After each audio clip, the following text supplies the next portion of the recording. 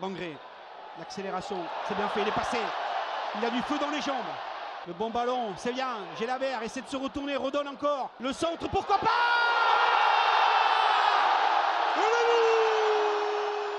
Bon Pierrot, t'étais à Montauban toi, pour le premier match de prépa et on va donner les compos et après on va te poser quelques questions parce que nous on n'y était pas tout simplement, on était chez Fred, il nous a invité à bouffer. Faire le pagaie, quoi. Et on devait y aller et au final on n'y a pas du tout bougé notre embuscade. Ouais. Première mi-temps la compo: Dominguez, Messali, Westbauer, Canvo, Araj, Lamadi, Schmidt, Gelabert, Abouklal, capitaine, Magri, Boho.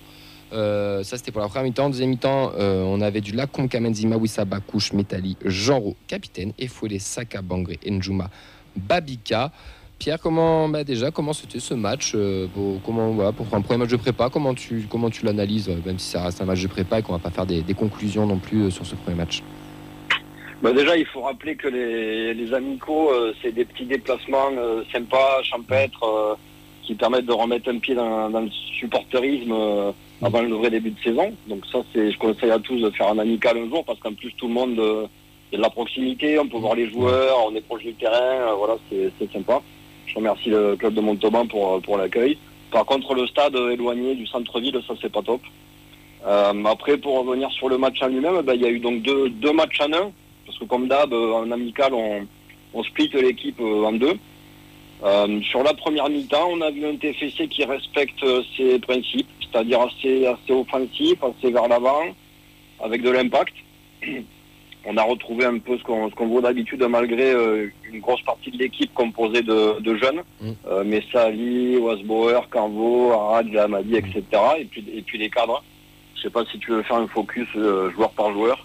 Non, pas spécialement, mais est-ce qu'il y en a un qui t'a vraiment marqué, ou alors déjà pas chez les jeunes, peut-être pour commencer, ou peut-être chez les cadres, s'il y en a un qui était vraiment en forme aussi.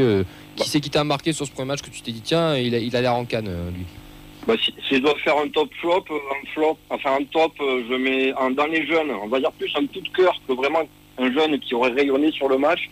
Mon coup de cœur, c'est Messali, parce que je le connaissais pas du tout. J'avais regardé un petit peu les jeunes la saison de la montée. Après, j'ai coupé. Et alors, Messali, je l'ai trouvé bien parce qu'il casse un peu des codes habituels. Il est très, très agressif, très dur sur l'homme. Comme j'aime, c'est un vrai battant. Il a une vraie carte à jouer, je pense, sur ce registre-là. C'est un quoi, Pierre? Qu'est-ce qu'il joue? Droit. Latéral droit. Voilà, il joue arrière droit. Rafik Messali. Il est international, moins de 20 ans, algérien. Je ne sais pas comment il arrive au TEF. Je pense pas qu'il soit issu du centre de formation, mais voilà, donc c'est une petite nouveauté pour moi, ce bonhomme-là, sur son côté, qui était très, très actif. Et après, chez les cadres, celui que je mets en avant, c'est Schmidt, parce qu'il est vraiment resté sur son niveau de fin de saison dernière, alors avec un registre très axial, à descendre devant son but pour récupérer les ballons, les remonter proprement.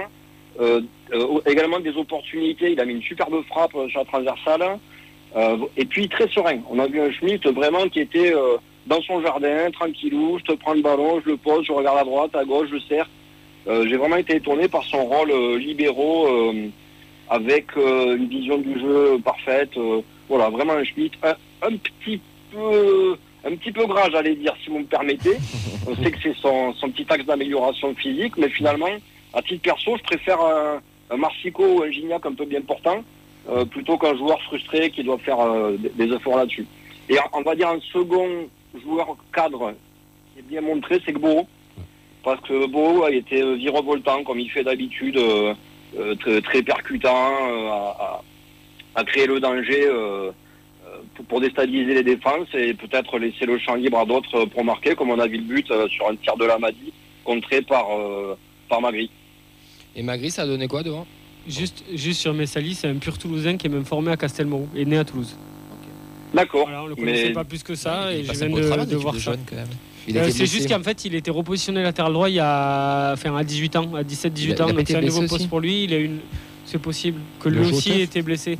Oui, il est là au test depuis l'âge de 14 ans. D'accord. Voilà. Alors, pas trop en vue en attaque. On peut comprendre qu'un jeune, il va se concentrer sur ses tâches défensives. Et puis en plus devant, il y avait Abouklal. Bon, Abouklal, il a fait du Abouklal. C'est-à-dire avec des percées qui se retrouvent quasiment sur la ligne de sortie de but, qui, un peu stérile, on va dire. Il est comment physiquement, Abouklal en percussion, mais stérile. Il est comment, Abouklal? physiquement Physiquement, relativement affûté quand même. On voit qu'il a un niveau de rapidité supérieur à la moyenne. Maintenant, il a gardé un petit peu ses tares de la saison dernière depuis son retour. C'est de manquer d'efficacité et d'avoir vraiment... On pouvait lui pardonner d'être trop perso la saison de la Coupe de France, par exemple. Je repense à son match à Annecy. Mais il marquait des buts, où il était décisif, où il faisait pas décisif. Depuis son retour, j'ai l'impression qu'il a gardé ses mauvais côtés et sans avoir retrouvé ses capacités de finition. Alors il faut rappeler que sur un match amical, on est sur 45 minutes, c'est subjectif, voilà, faut faire attention. Et celui qui t'a pas trop marqué, que tu t'es dit attention, ça va pas être, c'est pas top sur un premier match, il va falloir vite se réveiller. Il y en a ou pas forcément? Alors sur les flops, chez les jeunes, mais du coup à relativiser, c'est la charnière à Wasbauer-Cambo, avec Wasbauer demi-fautif sur le but. J'ai revu les images tout à l'heure. En réalité, ça vient d'une mésentente Gélabert-Messali, ou plutôt Gélabert qui vient gêner Messali, et du coup c'est Wasbauer qui vient en difficulté, mais bon. C'est une charnière, autant on avait connu des jeunes à l'époque, type Keben, Maouissa, qui déjà cassait la baraque à leur début. Là, j'ai pas trouvé une charnière qui allait peut-être nous impressionner plus tard. Et chez les pros, celui que j'ai trouvé en flop, clairement, c'est Gélabert. Alors il est volontaire, il parle beaucoup, il demande le ballon, mais on dirait qu'il est perdu. On dirait qu'il est arrivé hier matin, qu'il découvre ses coéquipiers, qu'il ne sait pas se positionner. Une fois sur deux, ses choix sont pas bons. Donc je sais pas, il a une belle coupe de cheveux cette année. Je suis assez jaloux. Mais dans le jeu, on lui a dit mais positionne-toi au milieu et puis fais ce que tu veux. Et du coup ça marche pas. J'ai l'impression qu'il a jamais vraiment trouvé son rôle. Et à Jean Rose, ça a donné quoi en deuxième mi-temps? Alors la deuxième mi-temps, ça a été un match. Alors autant la première était très cadrée sur nos principes. Très offensif, on s'est assez régalé. La deuxième mi-temps était une mi-temps plutôt scolaire, tactique, avec une équipe bien en place, beaucoup plus de jeunes qui sûrement se connaissent pour avoir des automatismes. Donc un football un peu moins flamboyant, mais un peu plus sûr de lui. Et pour répondre à la question sur Jean Rau, il a mis du temps à trouver son rythme. Les premières minutes, on sentait que, physiquement, un peu comme Bangré d'ailleurs, c'est les deux pros que j'ai trouvés un peu en dedans sur les 10-15 premières minutes. Et ensuite, il s'est mis dans un rôle. Alors, c'était curieux, il était quasiment meneur de jeu, quasiment numéro 10. Bon, je me suis dit, c'est pas tellement là où j'aurais vu Jean Rau. Et finalement, il a pris le tempo, il s'est mis dans un rythme et il a eu un volume de jeu assez intéressant. J'avais une question un peu tactique, ça joue un peu comme l'an dernier? C'est le même dispositif ou il y a des évolutions notables déjà par rapport à la saison dernière? Alors, je répondrai à ça surtout sur la première période, où c'était plutôt composé, on va dire, d'une équipe pseudo-type. On en est loin, mais bon, ce qui aurait pu y ressembler. Je dirais oui, avec un Gouault qui va animer sur le côté, à Bouclal aussi avec des coups de flèche, un milieu où c'est Schmitt qui organise, ça aurait pu être Siro, un peu dans un rôle homologue. Et puis, si là où c'est un peu différent, c'est qu'on n'a pas vraiment de numéro 6 comme on pouvait avoir avec Astérès et avec Spearings. Là, j'ai pas vraiment vu. Alors, normalement, c'est Lamadi. Je me contredis. Mais justement, j'ai trouvé que Noah était un peu brouillon, avait du mal à trouver des automatismes. Donc moi, Noah Lamadi, c'est un joueur que j'aime beaucoup, que j'ai suivi avec la 2 la saison de la montée.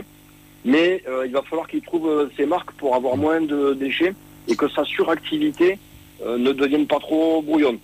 Et il était assez avancé sur le terrain. Finalement, c'est peut-être même des fois Schmitt qui a joué ce rôle de joueur qui se décentre vers l'arrière. On a joué à 4 derrière du coup. Oui, c'était à 4 avec Aradj qui montait plus que Messali.